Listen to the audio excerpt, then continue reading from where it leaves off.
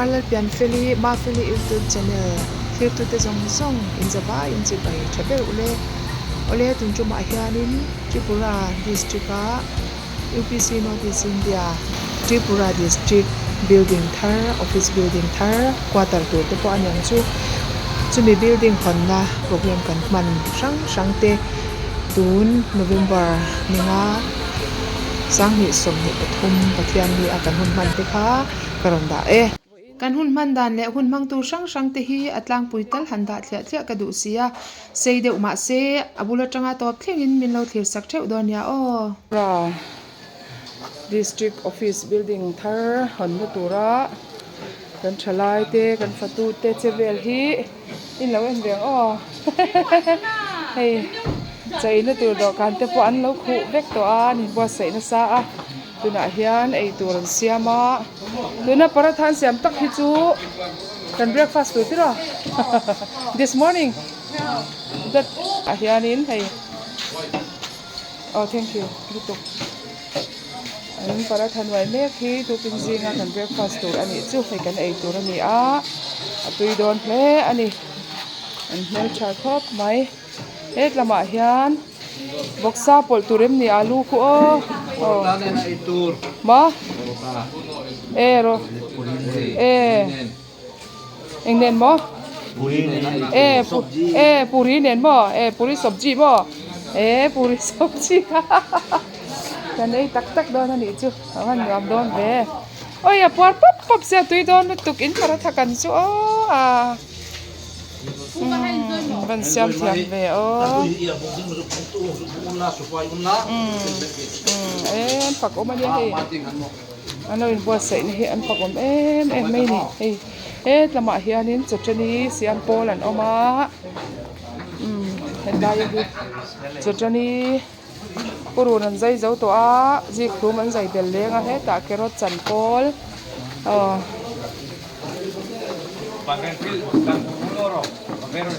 hầu khi anh đâu thật lắm mập mày á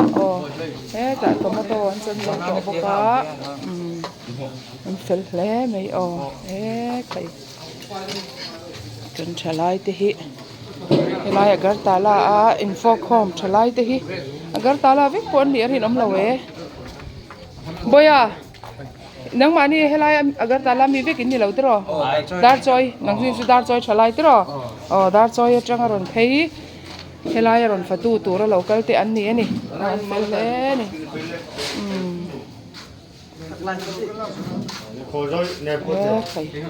chang rual tha ei driver ho po an nal to si ya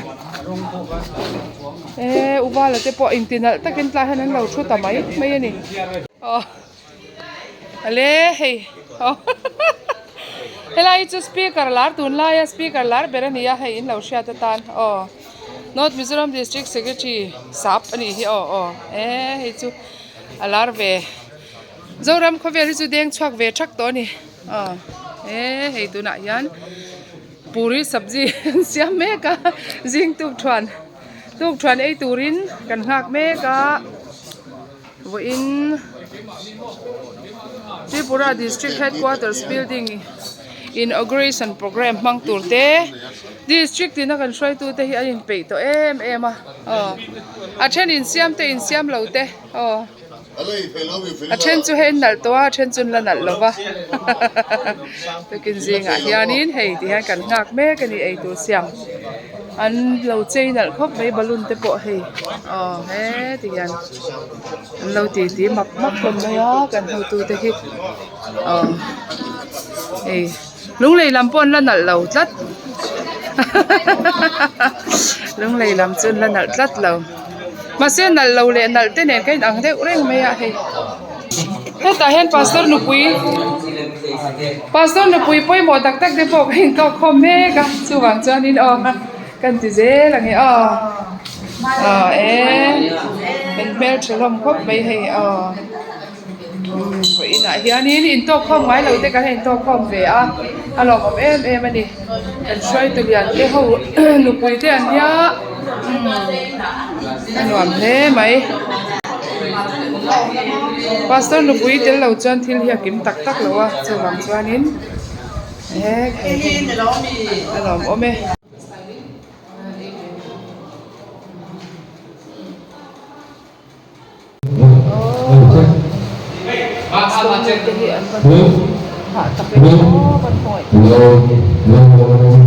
mình lâu đông xong tu tệ mình xí ăn đuổi mất mấy mình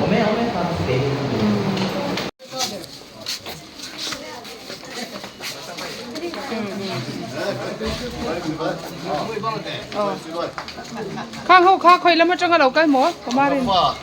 boga pha bo boga pha lắm cầu trần hậu té trở lại té pastor hovin mo vẫn chả về kan theng khom ta me kina chung ko an bo sei tha to a kinnan me ka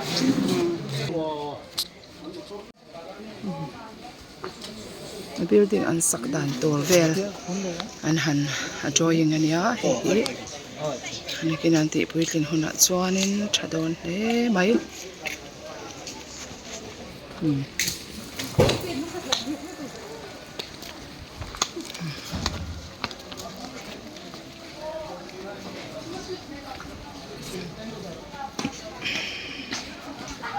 hiện lâu thánh chả chả là lò mồm mẹ là cái lâu vlog chơi chơi chứ này cái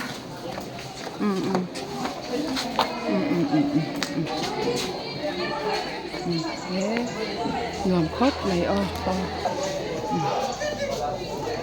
cái cam sáp bằng cái cuốn bằng màu đấy không nó mà đi dar chơi mò chị bảo cả trôi xóa mò cả trôi xóa thì tên này chú cái vấn sẽ lâu về khai vấn làm đón về cái thar hi cái lâu là về dễ là nhỉ ta thì còn khai nhận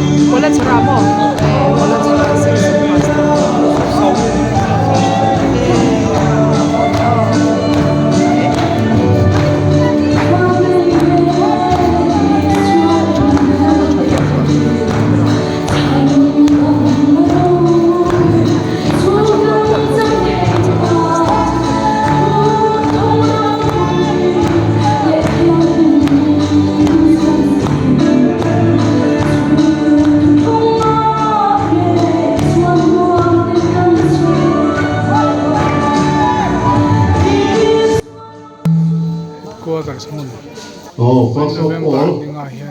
praise be the name of our Lord Jesus Christ. So today, because of the program that is to be opening of our new building, so we are gathered together in the name of the Lord Jesus Christ. So and then our program will be as it is. Firstly, our granite engraving will be unveiled by our superintendent. And then after that, by himself.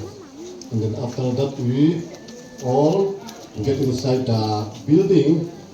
As many people as possible will be inside the building, but District so much member local the rest will be outside. As our President Arnold Sana.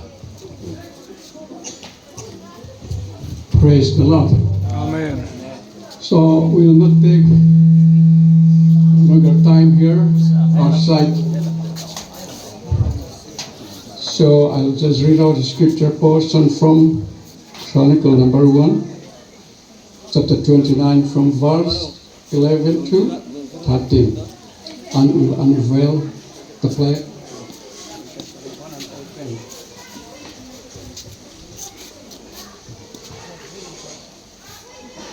Inside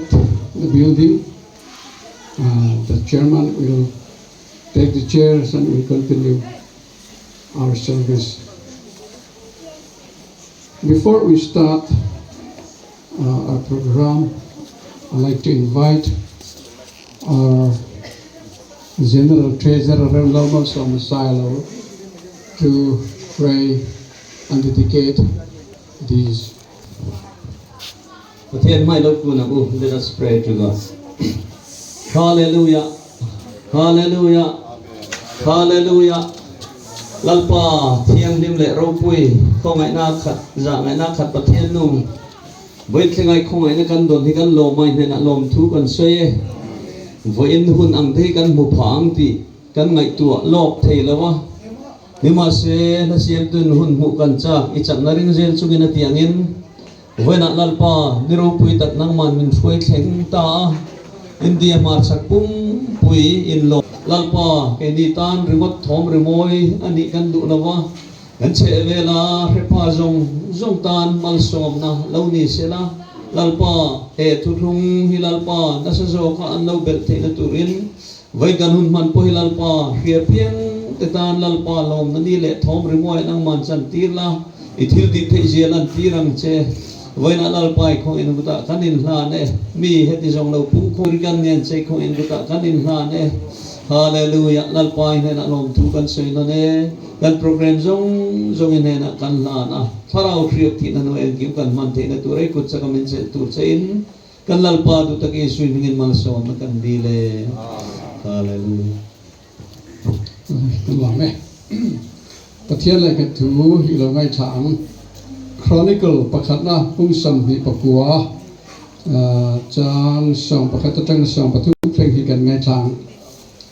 let us hear a word of God from First Chronicle chapter 29 from verse 11 to 13. I'll read out in visual first and then again. Yours, Lord, is the greatness and the power and the glory and the majesty and the splendor, for everything in heaven and earth is yours. Yours, Lord, is the kingdom. In your hands are strength and power to exalt and give strength to all. Praise your glorious name. For the glory of our Lord Jesus Christ. Pathianin engkim mai chakna le thil ti thein le ho sakna te hi ta ni akan sirang khan kan bultran na te takte ni chungin tu na hian e building te po hi hei ti hian om lo ta pathianin min pe a lali sia krista ro pui na turin kan hungin kan lan don ani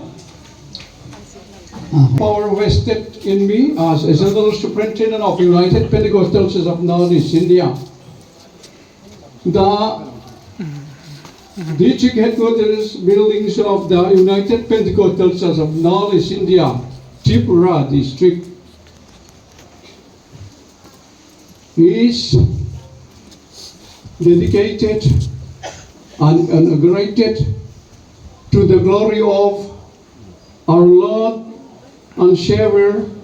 Jesus Christ.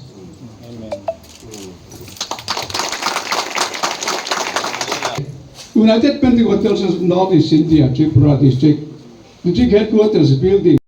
Ahongin pathian hena na nani, ni ani, kami betul macam dia.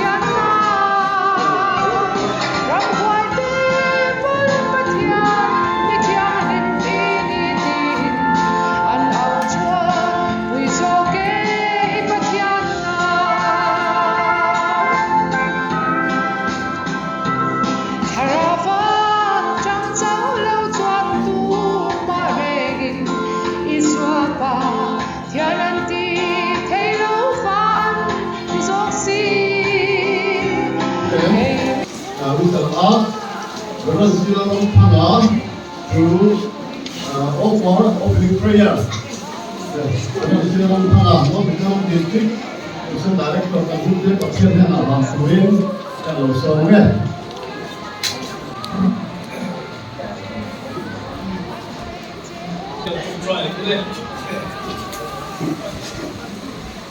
Siang tu cuan, ni le thale aksi le song kia.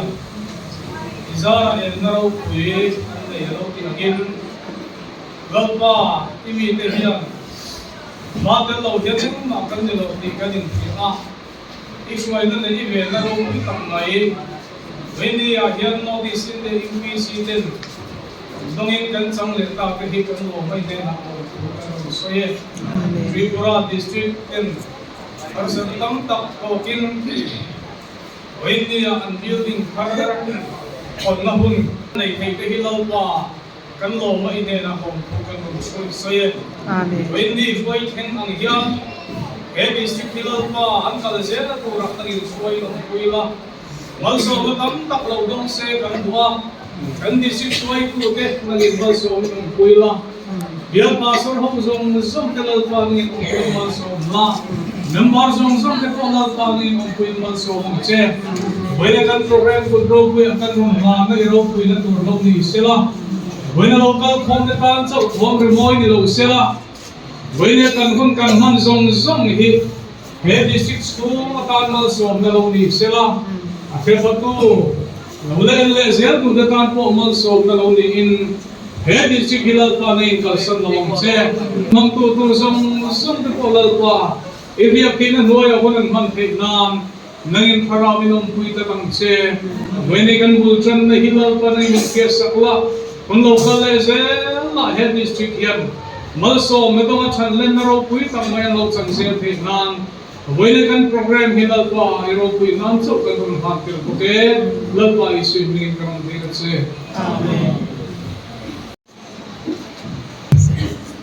Rajuan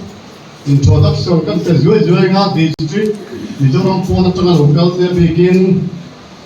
kan terjual nga chumi zwa cho em begin not address em so kan nga kan hun kan kal ja don dia le mi ma thanem ngai te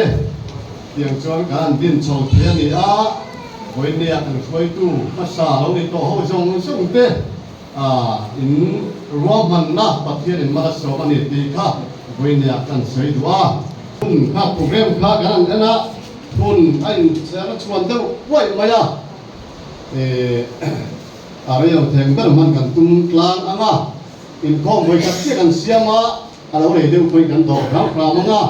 jan nam pangero ma lai nam pang program kan siam lem lo ani ti kha thia ina na thome so now the building is already planned by the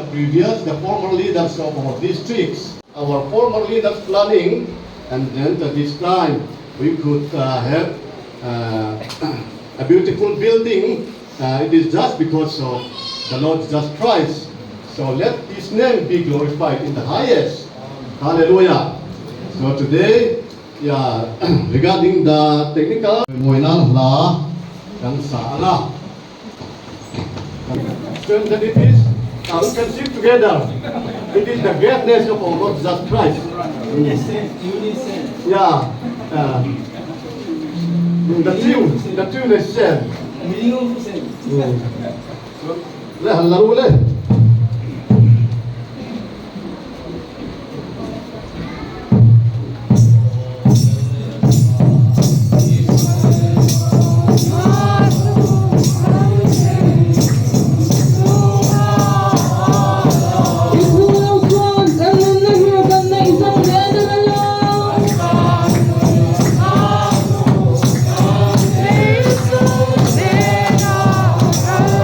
Don't forget to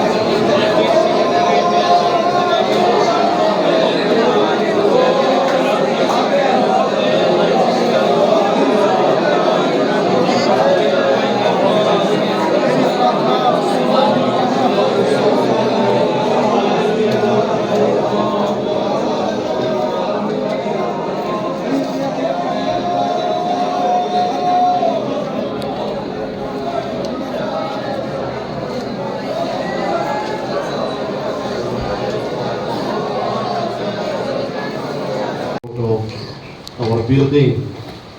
report kha kan thalai te khan he la ban sem sela achul pe ron sem chon sela thage আমাদের প্রাণকর্তা প্রভু যীশু খ্রিস্টকে গৌরব এবং প্রশংসিত হোক amen le when kan building emot tuk ani maya avai chuan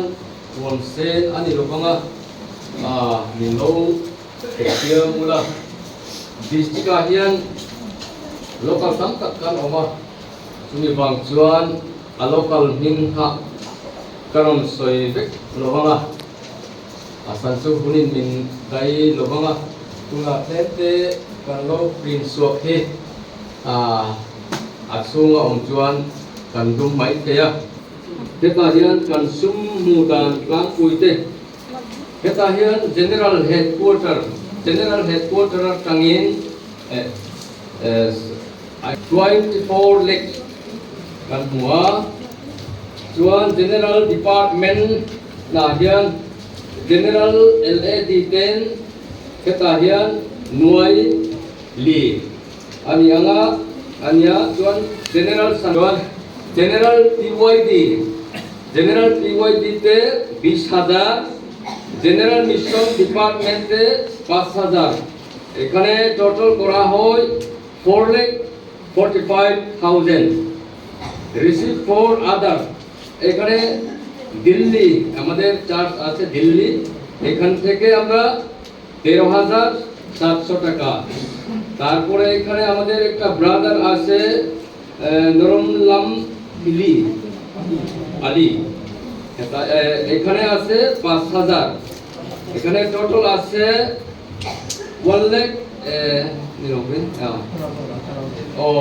8 মানে সবাই আছে প্রত্যেক লোকাল না সর্বমুখে টোটালে আছে নর্থ ডিস্ট্রিক্ট তরফ থেকে জোয়ান হেতা receive for Aizawl is district এখানে 30,000 Aizawl is district LAD 30,000 Aizawl is district PYD 10,000 এখানে ইন্ডিভিজুয়াল আছে প্রত্যেক মানে নাম সবাই বলা যায় না এখানে 80 je jaro awai full time man nei je hun nakin nuwa alaman the flota na ro man lo de te ni a tin he lam panga rum thum na lam hi district superintendent office tura ruam man ani bok ani chuan a chungki district superintendent office tura he lai ru thum nei ruam man ani a chungki district superintendent quarters atana ruam man ani a tin a sir room ni ki guest room a ruam man ani a chung ber ki district secretary full time as na ki na nei thehun te polom benga chuatana chuan provision siam sa ani a ta chuan room ni ga guest room a siam bok tur ni don ani ti te kan soi bel ni sela kan treasure kan tar chuak to a chuan he la to ba mi kha anwai khat minan tran puina noi khat chin chung lam kanan tar langa apa chu kan tar lang seng lawa pathian zara mal som na kan donga individual donors kan nei pokali kha kanan tar lam thei anwai pi chin chung lam ani a kan se tang khain Dr. Solomona abi kan lam ri duwa atang maya abrik mamo song minan pe ka po hian adang se poi min long kai tua kai kan tai siang so na sa to lu ka in chung ko kon har sa ta kan to palang ti te kai sa fu in kan soya ani chuanin minan chu chang zo ka ka ti chu tiang zo te kai to ta mai nang ma ni ka pe nem pathian lo ka pe a ke dei mai ni chu minan fu chang maya kan bil ru aron fui chang na sa a chu mi dang po a chau na sa in na sat takin nal pan ma so ma chu te me chu ka ri ruwa a ti thei lawa boina kan sei chu ak duwa chu he did very well in construction of this building. He donated all the bricks requirement as it is. So then when he said to us, and then he is willing to donate the bricks requirement, at that time we had hesitation very much in our mind. That's why I said to him, "Oh brother, you have done a lot for our district building. You already supply all the brick requirements. So that if you are still continuing, that will make some problems even in your family as well." So at that point of time, he talked to me and said to me like this, "Oh, why did you think like that? I am not giving you those things, but I am giving those things unto God," he said. So that touched my heart, that encouraged my mind, and that even all the church here in Tripura and outside Tripura also.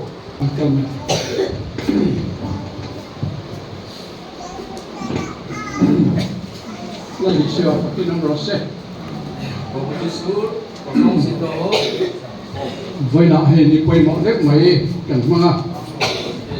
সুন্দর যেমন আমাদের ঈশ্বর সুযোগ দিয়েছি với đi Tripura district ta na đi quay mọi đất and history about xin xét lại từ anh đó này এই আজকের দিন হলো আমাদের ত্রিপুরার জন্য একটা প্রয়োজন একটা দিন agar tala muna district headquarter building kan này masak dari yang building masak orang ta ini বর্তমানে এই শহরের মধ্যে ডিস্ট্রিক্ট হেডকোয়ার্টার মনে হয় প্রথমবার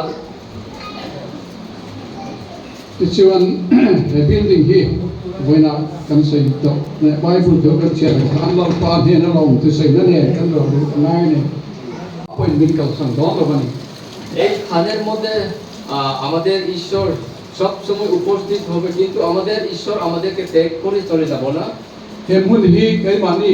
bimbalo ti rau poina tu ram ko han rau poina tu de la bindali sho krista rau poina tu ani a এই বিল্ডিং এই স্থান হলো আমাদের জন্য নয় আমাদের ঈশ্বরের জন্য sam number za sam hi le pasaria chuan lalpan ina sak lo chuan asatu te chuan an thorim thon ani atia গীত সংগীতার মধ্যে আমরা দেখে ঈশ্বর গড় নির্মাণ যদি না করে যারা নির্মাণ করে এটা বিশ্রাম মানে কোনো ল্যাব নেই lalpa in sak ani lo chuan lalpa in sak pui lo chuan building ro pui te poi hian om zia ne lo জন্য হয়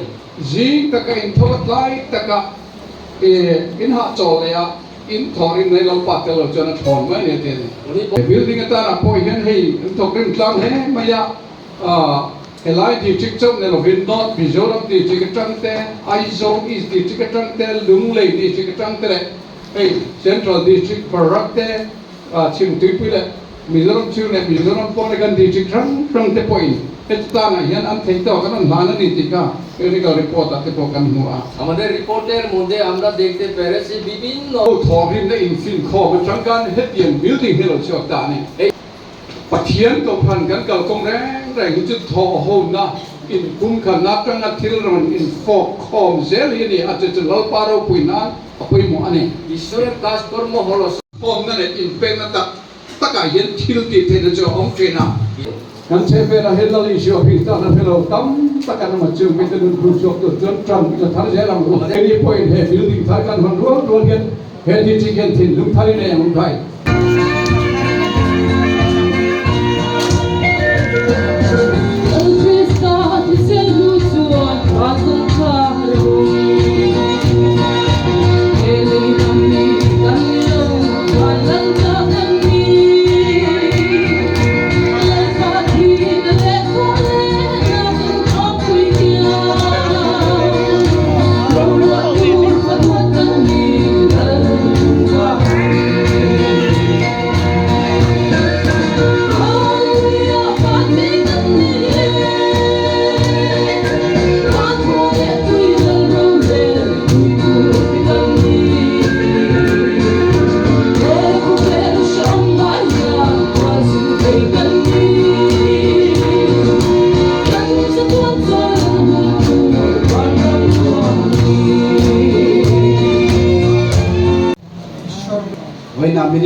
เจ้าหุ่นกันเนี่ยจะรินลมทุสวยนะกันสวยมาสายกัน General Superintendent และ General Official เตะ Department นะ General กันช่วยตู้เตะ District North Mizoram อาจารย์เตะลุงเลยอาจารย์เตะลุงเลย District ดีเตะ Central ลำลูกกันเตะอินซาอินลมถูกันสวยเจ้ามีช่วงจังหวะ local ส่งเตะเนี่ยนะพวกลมถูสวย District ตันนิโรปุยตักที่เรียกเร่งกล้า Office Building เงินตักคนอารมณ์ดีตาฮีอารมณ์เละสามนิส่งปฏิส่งปทุมเวลาคานNorth East India มุนะทอลมคนกัลกัวลินกุศลนี่แหละส่งปทุมเวลาเหมุนฮีเลเฟลนี่Attendant to Reverend H.F. Balsoma อันนี้มาเลยนะตุลาตาหนักเลยจินเฟลนะด็อกเมนต์จินเฟลนะตาหนักยันวายเจนด้วยลีหมดเจนด้วยงาเวลหมดมันอันนี้สักนี่เลยส่งปฐุมไปเฟลอันนี้ตาอันนี้สักนี่เลยส่งนี่เลยประคัดมาร์ชที่ส่งปริยัติฟาวเดชั่นหลงภูมิอันนี้ที่รีพอร์ตขันกันที่หลงภูมิตู้จะนั่ง Superintendent หรือว่าอะไรนี่สังเกตไว้เนี่ยหุ่น building ทางที่มีคนสักบอกกันนี่ปุ่มปุ่มมันจะมาไว้นี่แค่นี้กลุ่มนี่แหละทารีตอันนี้จะผสมสริเลปฐุมเวลาขันทริปุระยันชาวทริปุระละมา UPC ดินอันนี้กันริโก้ตะกันเพียจู Reverend LV Darlong วิกัน missionary อันนี้พวกไว้นี่ละดามาเซโลกัลเทโลตัวนี้กุมจังชวนกุมชงอาดีกุมเชี่ยอันนี้ตัวก็เซโลชอบเตะตัวอับราดาลิเจที่หุ่นชูมาชวนdistrict ฮี district กันกายอันนี้จุมินัวฟีละดาเลอันนี้จุมินัว district กันกายนุ่นเลยอารมณ์นี่ดีชงอากันเลี้ยงตากันคุยตัวลงดีตัวส่งมุนส่งกันเนี่ยนะสารจีไว้ไว้ในกันกูกันนี่So the building that we have just opened today is for the glory of God. Not for the glory of the human beings, for the glory of the district leadership, no. For the glory of the general leadership, no. But just alone for the glory of Jesus Christ. Hallelujah.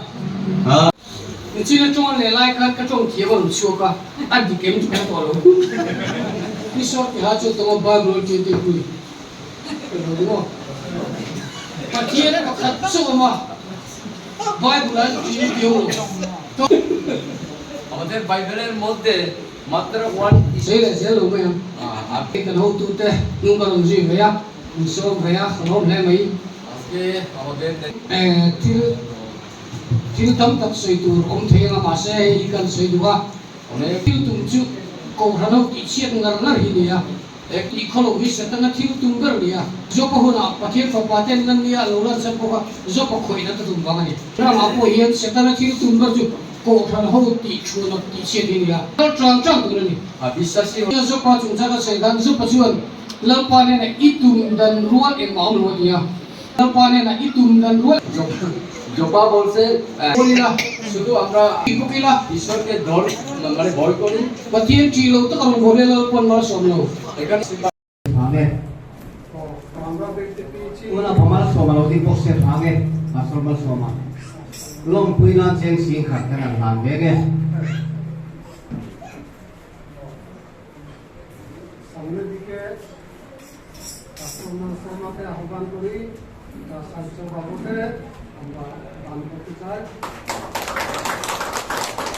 Long takte me bodi heavy ding Suni zura lai ha, saji suni zupo lai ha, wai sumo zupo lai ha, maya nang zi su bhai lai ha, bhai suni zura lai ha, saji suni zupo lai ha, wai sumo zupo lai ha, maya nang zi su bhai lai ha.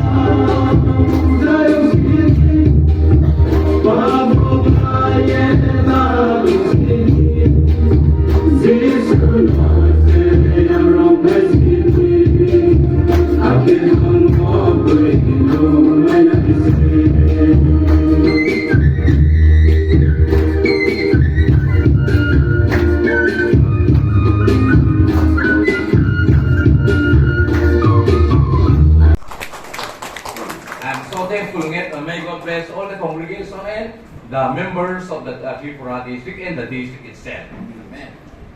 Cần lên để tông thì là sáng nay.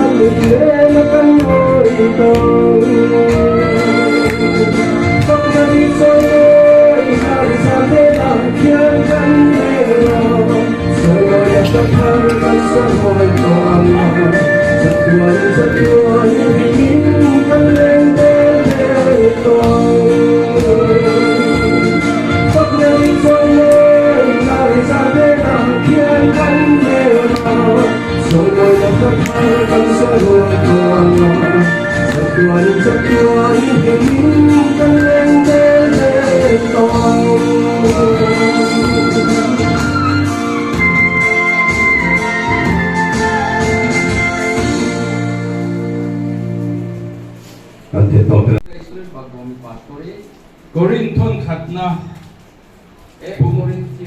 bung thum chang kwa ke ni zong pathian tha thok pui te kan sia nang ni hi pathian thok ma chu in nei a utak chu Akyami bolko chai pathian tha thok pui ti hi ni wei na yen he building kan nei chan chu pathian ram zau na tur nia Israel Rajya Briti howar jonno pat kan thok ba ngani Israel kaskurmo kawar jonno chuwang chuan pathian na thok pui tu da chuan pathian du danin na kan thok tur nia pathian du dan chu alal ber zel tur ni Appreciation of all. I want to make a clap for him. Of course, some other person also work hard in construction of this building, our Reverend Tlang Moya, who was district treasurer, sometimes for some years, he also worked very hard. And our present district secretary, Reverend Malsuma, he is putting in his all energy, all time, he is devoting. Amen. প্রথমত আমাদের প্রভু যিশুর নিকট আমরা কৃতজ্ঞতা জানাই। গ্রন্থসই না দেখ দিমান পেয়া গ্রন্থসই তুলহি Rania kan humlahi da ni sambe